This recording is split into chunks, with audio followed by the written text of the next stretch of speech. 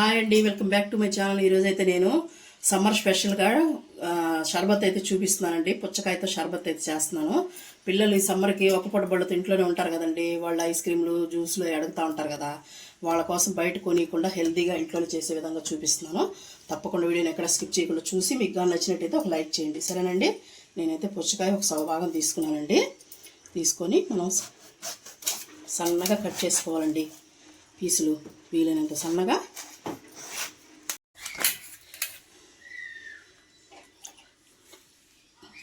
పక్కన పెట్టుకొని దీన్ని కట్ చేసుకున్నామండి.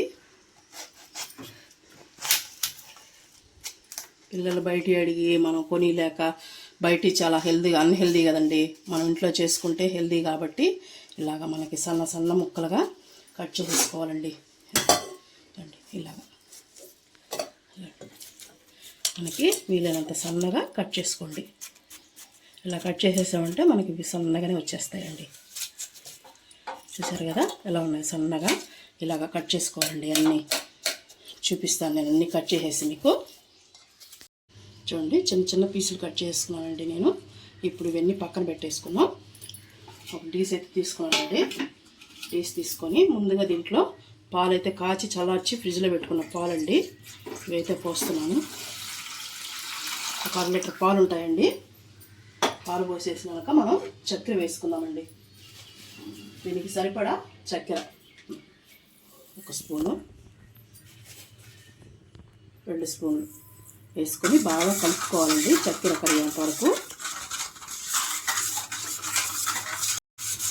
చూడండి, మనకి కరిగింది కదా. ఇప్పుడు మనం ఇదండి రోజ్ సిరప్ అండి. ఇది షాపుల్లో అమ్ముతారు, లేదంటే నేను ఇంట్లోనే తయారు చేశానండి. ఈ వీడియో కూడా మళ్ళీ ఒకసారి పెడతాను ఎప్పుడన్నా. మన షాపుల్లో కూడా మీరు ఎందుకు అనుకుంటే షాపుల్లో కూడా పెడతారు. దీన్ని షాపులో అమ్ముతారు, తెచ్చుకోవచ్చు.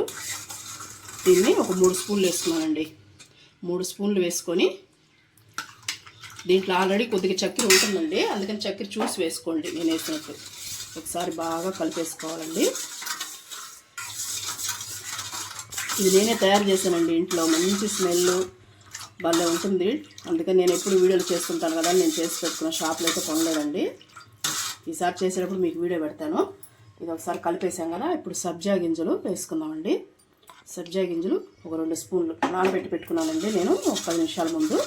అవైతే వేసేసుకున్నాను. ఇవి కూడా వేసేసిన తర్వాత ఇప్పుడు మనం పుచ్చకాయని కట్ చేసి పెట్టుకున్నాం కదా, ఇవి కూడా వేసేద్దామండి. వేసేసి బాగా కలిపేసుకున్నాం.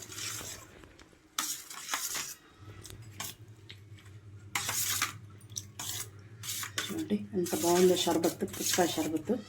పిల్లలకు కానీ ఇచ్చారంటే మళ్ళీ అడిగి చేయించుకొని తాగుతారండి వాళ్ళు. ఇది ఇంకా కానీ మీకు జిల్లుగా కావాలనుకుంటే ఫ్రిడ్జ్లో అయినా పెట్టుకొని మళ్ళీ సర్వ్ చేసుకోండి. నేనైతే జిల్లు పాలు పోసేసాను కాబట్టి సరిపోతుందండి మాకు. మీకు కావాలనుకుంటే పిల్లలు జిల్లుగా మళ్ళీ ఒకసారి పెట్టుకోండి. చూడండి ఎలా ఉందో పుచ్చకాయ షర్బత్ రెడీ అయిపోయిందండి. మనం సర్వ్ చేసేసుకున్నాం. చూడండి, కొన్ని డ్రై ఫ్రూట్స్ కూడా కట్ చేసేస్తున్నానండి. పిల్లలకైతే మధ్యలో తగులుతుంటే బాగుంటాయి కదా, అందుకని నేను కొంచెం కట్ చేసేసి ఇవి కూడా వేసేస్తున్నాను. ఇవి కూడా వేసేసి ఒకసారి కలిపేసుకొని ఇంక సర్వ్ చేసేసుకున్నాం. పుచ్చకాయ షర్బత్ చూడండి ఎంత బాగుందో. సర్వ్ చేస్తున్నాను. చాలా చల్లగా తాగేవంటే ఎండలకి ఎంత ఫ్రెష్గా ఉంటుందండి, కడుపులో చల్లగా ఉంటుంది. చూసారు కదా. దీని పై నుంచి మనం డ్రై ఫ్రూట్స్తో గార్నిష్ చేసుకుందాం. నేనైతే బాదం పప్పు వేసుకున్నానండి. గార్నిష్ చేసిన తర్వాత స్ట్రాబెర్రీ ఇచ్చేసామంటే చాలా బాగుంటుందండి. పుచ్చకాయ షర్బత్ అయితే రెడీ అయింది. మీకు వీడియో నచ్చినట్టయితే లైక్ చేయండి.